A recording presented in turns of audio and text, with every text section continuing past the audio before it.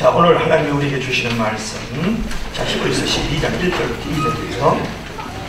신약성. 자, 오늘은 높이 멀리 바라보십시오. 오늘 성가대 찬양하고 있었죠. 여러분, 깊은 산에서 큰 산불을 만나면 어떻게 해야 되겠습니까? 산 꼭대기로 올라가야 됩니다. 골짜기로 내려가면 불길의 방향을 볼 수도 없어서 위험하지만은 산 꼭대기로 올라가면 아래를 내려다보면 그 불길의 방향도 볼 수 있고 내가 빠져나갈 길도 볼 수 있기 때문에 그런 것이죠. 그처럼 여러분 믿음 생활에서 길을 잃지 않고 승리하려고 하면 하나님만 바라보고 큰 꿈과 비전을 가지고 높이 높이 올라가는 신앙생활을 해야 된다는 것이죠. 갈매기의 꿈을 쓴 사람이 누구냐면 리차드 바크라는 사람인데요. 높이 오르는 사람만이 먼 것을 볼 수 있다. 그런 유명한 말을 했어요. 우리들도 신앙의 수준을 높이고 믿음의 생활을 이제 높이면서 멀리 바라볼 줄 아는 신앙을 가져야 된다는 거예요. 자녀교육도 마찬가지고요. 여러분 사업도 멀리 보고 할 줄 알아야 된다. 그런 말이죠. 우리가 바라보는 차원이 믿음의 차원이에요. 그리고 결국은 그것이 축복의 차원으로 연결된다는 것을 여러분 믿을 수 있기를 바랍니다. 그만큼 내가 무엇을 바라보느냐가 우리의 신앙생활에서 매우 중요하다 그런 거죠. 사람과 환경을 바라보면 날마다 실패 앤드 실수를 해요. 그러나 하나님을 바라보고 주님을 바라보고 진리를 바라보고 하나님의 말씀을 바라보면 우리는 날마다 성공과 성실을 이루어가는 줄로 믿을 수 있기를 바랍니다. 어느 날 개구리가 논두렁 위에서 잠깐 쉬고 있는데 오늘 성가대 찬양처럼 독수리가 참 높은 창문을 차고 올라가서 유유히 이렇게 비상하는 것을 봤어요. 그래서 독수리 아저씨 어떻게 우리가 날 수 있나요? 그랬더니 그 독수리 아저씨가 이 개구리 보고 하는 말이 날개를 달고 높은 데서 올라가서 뛰어내려. 그러면 나처럼 날 수 있단다. 그랬어요. 그런데 이제 개구리가요 너무 은혜를 받아가지고 갑자기 닭장으로 뛰쳐들어가서 이 가지고 있는 깃털을 옆구리에다 달고 가까스로 벼랑 올라가서 뛰어내렸어요. 근데 어떻게 됐을까요? 그 다음부터는 그 개구리를 본 적이 없는 줄을 믿을 수 있기를 바라요. 그래서 여러분 남을 바라보면서 이렇게 비교하며 사는 것은 죽을 길밖에 없다는 것을 알아야 돼요. 그러나 주님만 바라보고 나의 어떤 은사와 장점과 나의 강점을 최선을 다하여 살면 반드시 사는 길이 있는 줄로 믿을 수 있기를 바랍니다. 자, 오늘 주님을 바라보면서 우리가 최선의 삶을 살기 위해서는 어떻게 살아야 될 것인가, 어떻게 하면 우리가 살 길을 얻을 수 있을 것인가 하는 것을 생각해 보려고 하는데요. 따라합시다. 죄를 벗어버려라. 조금 더 크게 죄를 벗어버려라. 자, 오늘 본문 1절 한번 다시 한번 읽어볼까요? 시작. 이러므로 우리에게 구름같이 둘러싼 허다한 증인들이 있으니 모든 무거운 것과 얽매이기 쉬운 죄를 벗어버리고. 아멘. 여기서 뭐라고 했습니까? 모든 무거운 것과 얽매이기 쉬운 죄를 벗어버리고. 그렇게 히브리서 기자가 말씀하고 있는 것을 볼 수가 있죠.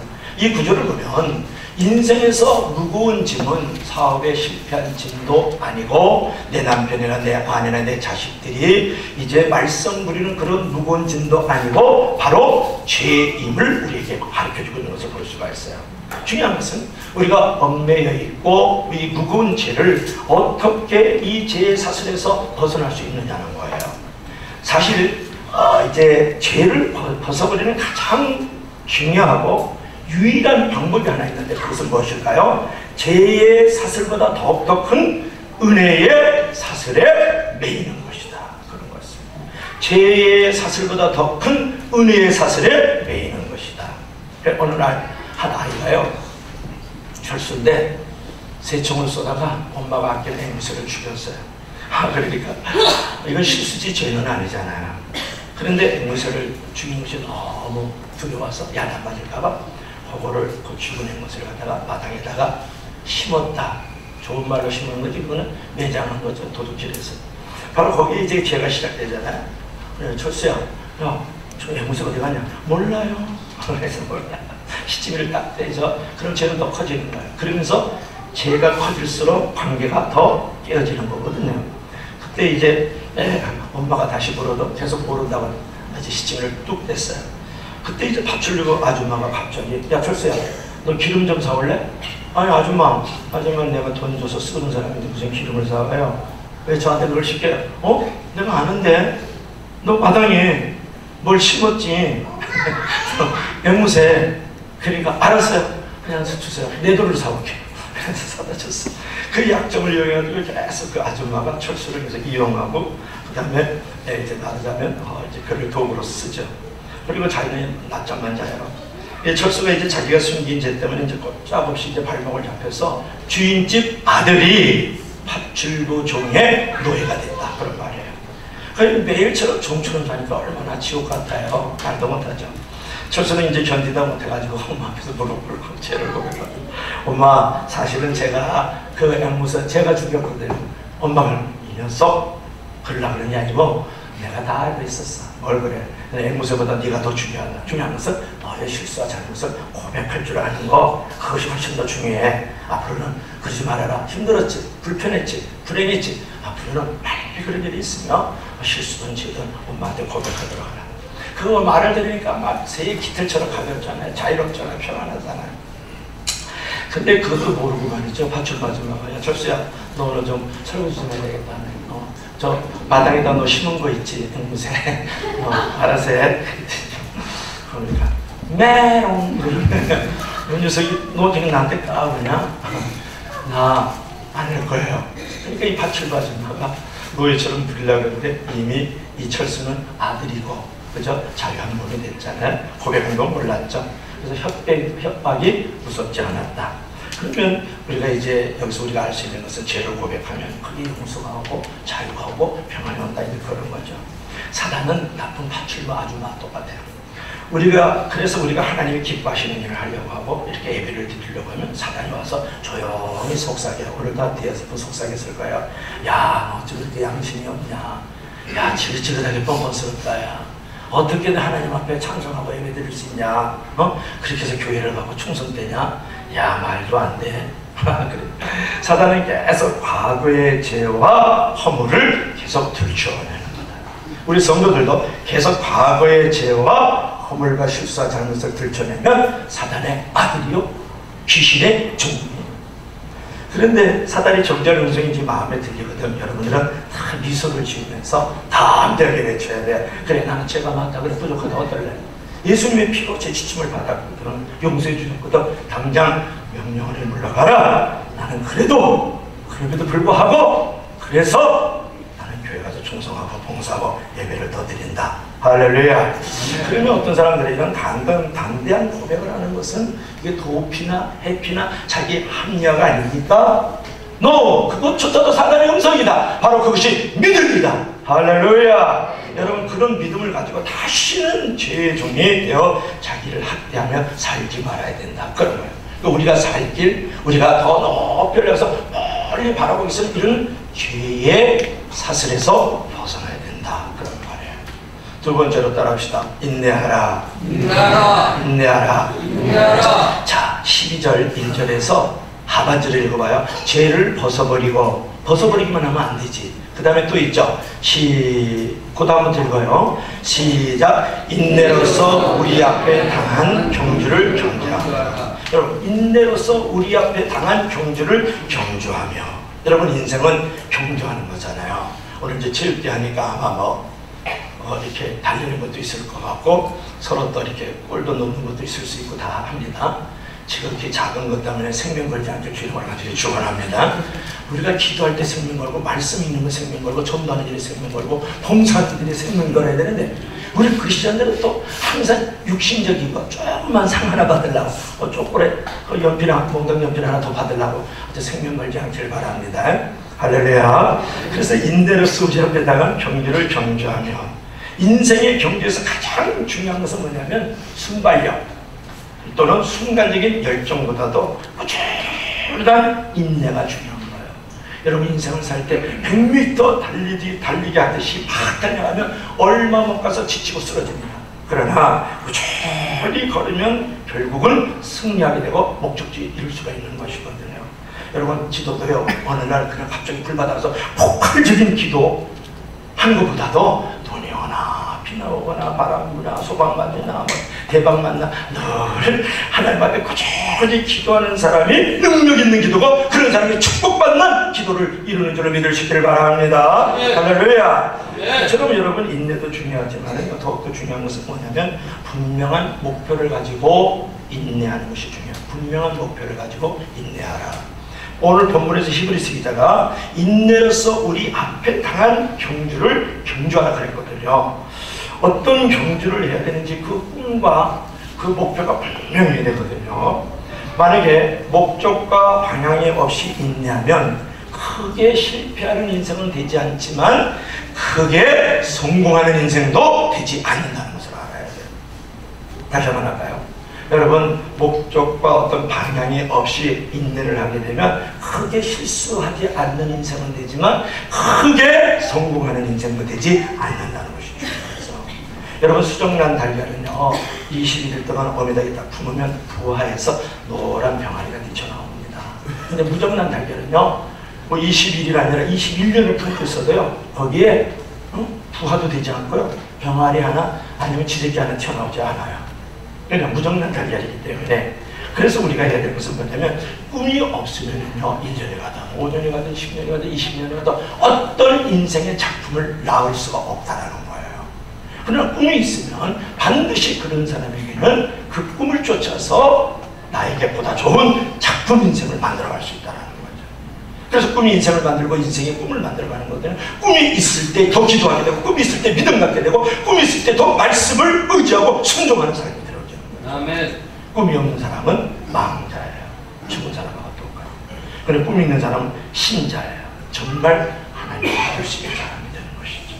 그래서 여러분 꿈을 잃지 말아야 돼요. 지금보다 더 잘 사는 꿈, 지금보다 더 행복하게 사는 꿈, 지금보다 더 좋은 배우자가 되고 더 좋은 성도가 되는 꿈, 지금보다 더 훌륭하고 복된 교회를 짓고 선교센터를 만들어가는 그런 꿈을 잃지 않고 그래서 하나님께 영광을 돌리고 날마다 그 꿈을 쫓아서 기도하고 믿음과 말씀에 순종하며 살아가길 주님으로 간절히 축원합니다. 그런 꿈이 인생의 자양분을 풍성하게 만들어가는 것 아닙니까? 여러분 성도는요 항상 좋은 일을 꿈을 꿔야 되고요. 하나님이 기뻐하시는 일이 무엇일까 하는 꿈을 늘 꾸고 있어야 돼요. 하나님은 꿈을 쓰시거든요. 마틴 루터 킹 목사는 아주 유명한데요. 근데 흑인 아이들이 이렇게 자라났잖아요. 본인도 흑인이지만 흑인 아이들이 자라는데 이 피부색 때문에 맨날 차별 또 구별을 당해요. 그게 너무 속상한 거예요. 그래서 마틴 루터 킹 목사님은 아이들이 피부색이 아닌 인격으로 대접받는 그날을 나는 끊임없이 기도하고 꿈을 꿔야 되겠다. 그래서 자신의 전 생명을 바쳐요. 그래서 결국은 그 꿈이 불가능한 줄 알았는데 그 꿈이 이루어지게 되고 흑인과 백인 사회에서 마틴 루터 킹이 가장 위대한 성각자로 지금도 추앙을 받고 있지 않습니까? 그렇기 때문에 여러분 성도는 꼭 그 꿈을 가져야 된다는 거예요. 꿈을 가져라.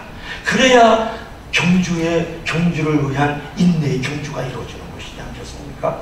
100m도 이렇게 올라가는 꿈도 갖지 않으면 안 돼요. 1000m 올라가는 꿈을 가지면 500m 올라갈 수 있는 그런 사람도 되지 않습니까?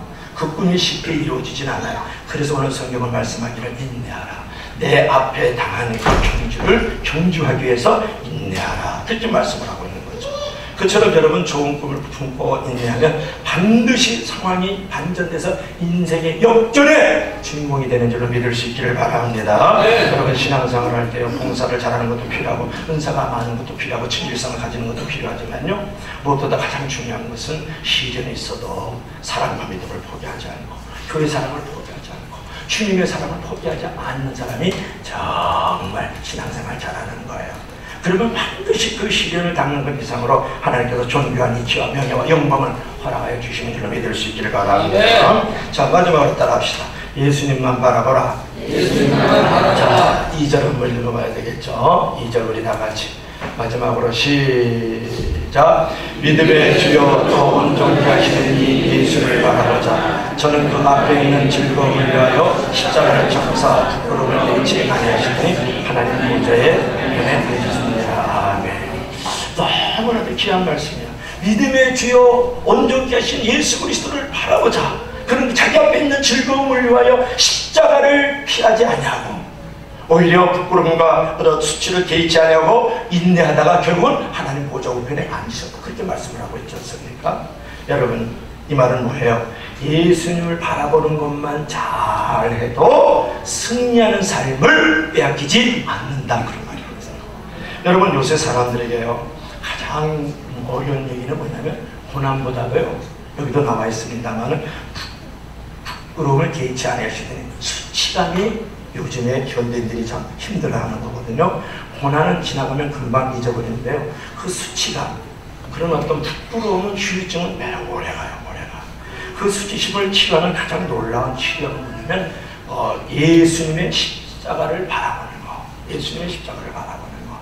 여러분, 예수님의 십자가를 바라보면요, 어느새 수치와 부끄러움이 물러가게 되고 그 정도의 수치는 당해도 좋다라는 그런 어떤 믿음의 여유가 생기고 자유가 생기거든요. 예수 그리스도께서는 만왕의 왕이 있어요. 예수 그리스도께는 여러분의 삶의 주인이 있어요. 예수 그리스도는 여러분의 구원의 주님이 있어요. 예수 그리스도는 하나님의 아들이요 하나님 당신이거든요. 그럼에도 불구하고 그는 침뱉음을 당했어요. 그는 따귀를 맞았어요. 그는 모진 지지에 온몸이 갈갈이 찢어졌어요. 벌게 붙이듯 십자가에 매달렸어요. 많은 지나가는 길손들에게, 로마 군병들에게, 유대인들에게 열시와 천대와 조롱과 욕을 당하셨거든요. 그보다 더 심한 수치를 당한 사람이 있으면 나아볼 수 있습니다. 그런 부끄러움을 당한 사람이 있습니다. 열시와 천대를 당한 일이 있을까요? 그 믿음의 주여 온전케 하신 그 예수 그리스도 십자가에 달리신 그분을 바라보면 모든 부끄러움과 모든 수치를 넉넉하게 이길 수 있는 여유와 자유가 생기는 줄로 믿을 수 있기를 바랍니다. 여러분, 어떤 고난에도 우리가 낙심하지 않을 수 있는 이유, 십자가에 달리신 예수님을 바라보면 어떤 고난도 이길 수 있잖아요. 그분보다 더 심한 고난은 당한 적은 없죠. 우리가 어떤 부끄러움과 수치를 가지고 있다 해서 마음에 어떤 상한 어떤 감정들이 있습니까? 십자가에 달리신 그 예수는 나를 위해서 침뱉음을 당하고 따귀를 맞고 벌거벗이 모진 치티에 온몸이 갈리갈리 논두렁 밭두렁처럼 찢어주셨는데 내가 뭐 부끄러움과 수치에 내가 묶여서 살 이유가 어디 있습니까? 거기서 자유하기 위해서는 십자가에 달리신 예수님을 바라보고 믿음의 주신 예수님을 바라보면 자유가 일어나는 줄로 믿을 수 있기를 바랍니다. 그래서 우리는 이렇게 얘기할 수 있어요. 예수님만 바라보기만 해도 힘이 난다. 한번 따라해요. 예수님만 바라봐도 힘이 난다. 힘이 난다. 힘이 난다. 힘이 난다. 힘이 난다. 할렐루야. 그래서 여러분, 예수님을 보면은 모든 문제와 갈등이 크게 보여요. 근데 예수님은 크게 보면 모든 문제와 갈등은 작게 보이는 역사가 일어나는 줄로 믿을 수 있기를 바랍니다. 그래서 사실 우리가 십자가에 달리신 주님, 구원을 베풀어 주신 그 은혜의 주님을 바라보면 감사와 찬양만 일어나잖아요. 최고의 신앙은요, 감사와 찬양의 신앙이 최고입니다. 40일 금식 기도, no. 100억을 드렸다, no. 최고의 신앙, 최고의 음성은 뭐냐? 감사할 줄 알고 찬양할 줄 알고 하나님을 높이고 사람들을 높일 줄 아는 사람, 하나님을 살려주고 내 이웃으로 이 세상을 살려주는 사람이 최고의 음성입니다. 할렐루야. 여러분 잘 아는 사람 가운데 한 사람이 누구냐면 헬런 켈러인데요. 헬런 켈러는 삼중고통이 있었죠. 보지도 못하고 또 듣지도 못하고 이제 말하지도 못하는데요. 근데 그가 이런 말을 해요. 저는 받은 것이 너무 많아서 받지 못한 것을 헤아릴 시간이 없습니다. 참 대단한 신앙고백이에요. 나는 받은 것이 너무 많아서 그거 헤아리다 보면 받지 못한 것, 잊어버리는 것, 빼앗긴 것 헤아릴 수 있는 시간이 없어요. 그렇게 고백을 했어요. 여러분, 그녀는 없는 것을 고민하지 않고 있는 것을 감사했다. 그 사람은 빼앗긴 것을 생각하지 않고 내가 누리고 있는 것을 찬양했다. 그런 감사의 고백의 입술이 끊어지지 않기를 주의 이름으로 축원합니다. 그것은 어디서 일어나느냐? 십자가에 달리신 믿음의 주 온전케 하신 예수 그리스도를 바라볼 때 우리가 감사와 찬양이 거기서부터 흘러나오는 샘을 가질 수가 있는 것이죠. 여러분, 불평과 원망이 있는 곳에는 마귀가 신나게 활동하지만 우리가 감사하고 찬양하면 마귀가 무장 해제를 당하는 것이에요. 결국 감사하는 삶이 가장 능력 있는 삶입니다. 40일 금식기도 하고 날마다 교회 와서 밤새도록 봉사하는 사람보다도 범사에 감사하는 사람이 최고의 형성이고 최고의 능력자고 최고의 권세자이고 최고의 칭찬받는 자인 줄을 믿을 수 있기를 바랍니다. 존 밀턴은 한참 일할 나이 40세 실명했어. 눈을 잊어버렸다 그러면 존 밀턴이 쓴 책이면 나번을 잊어버렸다 그런 책인데, 그때 그가 하는 고백을 한번 들어보세요. 하나님, 육신의 눈을 잊어버리고 영적인 눈으로 하나님을 바라보게 하심을 감사합니다. 내 눈을 잊어버렸는데 육신의 눈을 잊어버리고 하나님 영적인 눈이 열려서 하나님을 바라보고 믿음의 주에 온전케신 예수님을 바라볼 수 있는 은혜를 나에게 주심을 감사합니다. 그래서 그는 신라원이라는 부부의 명작을 쓰게 되는 것이에요. 눈을 떴을 때보다 눈을 감았을 때 더욱 이름과 그분의 영광이 나타났단 말이에요. 여러분, 불평의 조건들이 날마다 늘어나요. 그러나 감사는 날마다 감사의 조건이 늘어나는 줄을 믿을 수 있기를 바랍니다. 그럼 왜 사람이 이제 감사하지 못할까요? 그런 건데, 그것은 환경과 조건이 나빠서가 아니에요. 결국은 믿음이 떨어졌기 때문에 그런 거예요. 하나님을 바라보지 않기 때문에 그런 거예요. 그러므로 여러분이 기도할 때 기도 좀 다 바꿔야 돼요. 많은 사람은 기도할 때 아버지 하나님이시여 감사의 환경을 만들어 주시옵소서, 할렐루야, 그렇게 기도한다. 그러지 말고 여러분의 기도 태도를 바꾸세요. 기도의 자세를 다 바꾸세요. 하나님이여 감사할 수 있는 믿음을 나에게 주시옵소서, 할렐루야. 그렇게 나의 믿음의 태도와 자세를 그렇게 바꿔야 돼요. 감사의 환경을 바꿔야 하면 끝이 없어요. 천국에 올라가서도 또 감사의 환경을 달라고 그럴 거예요. 감사할 수 있는 믿음의 태도를 달라고 그러실 주 이름으로 축원합니다. 그럼 감사할 수 있는 믿음을 주세요라고 기도를 해야죠. 믿음이 떨어지면요, 기쁨과 찬양도 떨어지게 되고 원망과 불평이 나옵니다. 그러므로 오직 주님만 바라보고 믿음의 주여 온전케 하시는 주님만 바라보고 범사에 감사하면 반드시 승리의 역사, 기적의 역사, 은혜의 역사, 부흥의 역사를 경험하게 되는 줄을 믿을 수 있기를 바랍니다. 그 바라보는 것은 뭐예요? 저 목사님, 예수님이 어디를 내 바라봅니까? 이렇게 이제 여러분이 마지막으로 물어봐야 돼요. 결론은 뭐예요? 기념적으로 우리가 설교를 마감해야 될 것은 뭐예요? 예수님을 바라보는 것은 기도하는, 예수님을 바라보는 것은 믿음으로 사는 거예요. 예수님을 바라보는 것은 말씀을 보는 거예요. 이러시고 다 같이 아멘. 그것이 예수님을 바라보는 거예요. 믿음의 주 온전하신 예수 그리스도를 바라보는 것이죠. 그리할 때에 죄악에서 벗어날 수 있고 믿음의 경주로 끝까지 믿으면서 달려갈 수 있고 내가 예수님을 바라보면서 감사와 찬양의 삶을 살아갈 수 있는 것이다. 아멘. 오늘 하나 얘기를 하고 오늘 설교를 마칩니다. 이제 중세 시대에 그 동유럽의 그 마을을 다니면서 공연하는 한 순회 악단이 있었어요. 어느 날 경제가 좀 어려워지니까 이제 공연을 보는 청중들이 많지 않아요. 그런 상황에서 엎친 데 덮치기로 폭설이 내렸어요. 그래 한 나머지 말을 해요. 오늘 공연 취소합시다. 안 그래도 이런 날에 누가 공연이 오겠습니까? 사람도 안 그래도 적게 오는데요. 그래서 옆에 있는 사람이 그 부정적인 얘기는 아주 메리스처럼 아주 전염이 잘 되잖아요.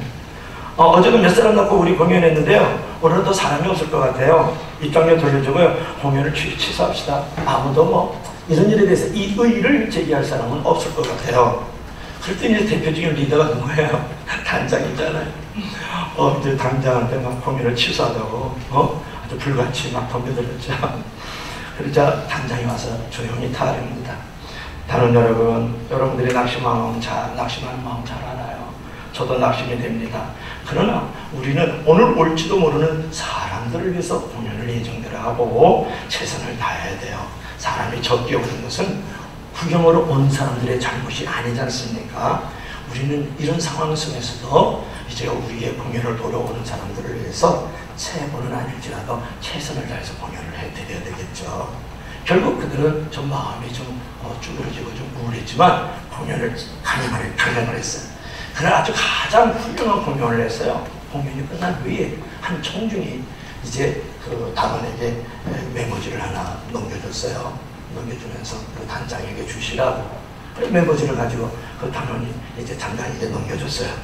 그래서 그 청중이 준 그 메모지를 단장이 받았는데 거기 짤막한 메모가 건네줬어요. 뭐냐면 오늘 훌륭한 공연에 감사합니다. 그 밑에다가 사인을 하면서 당신들의 왕, 그래서 당신들의 왕, 그 나라 국왕이 와서 그 공연을 한 것이죠. 그처럼 여러분 꿈을 향해 비전을 향하여 이렇게 나아갈 때 있는 힘든 일이 있어요. 불편한 진실들이 있어요. 그러더라도 꾸준히 내가 그 자리를 지키면서 내게 당한 그 경주를 계속 경주해서 나가야 되는 것이에요. 그리고 무겁고 얽매이기 쉬운 어떤 짐들과 그 제약들을 내가 던져버리고 말이죠. 끊임없이 믿음의 주요 온전히 계신 그 예수님을 바라보면서 한 걸음 두 걸음 가다 보면 하나님의 위로가 있고 하나님의 격려가 있고 하나님의 용기가 있고 하나님이 여러분에게 넘치는 평강과 축복을 부어주실 줄로 믿습니다. 아멘. 믿습니다. 아멘. 믿습니다. 아멘.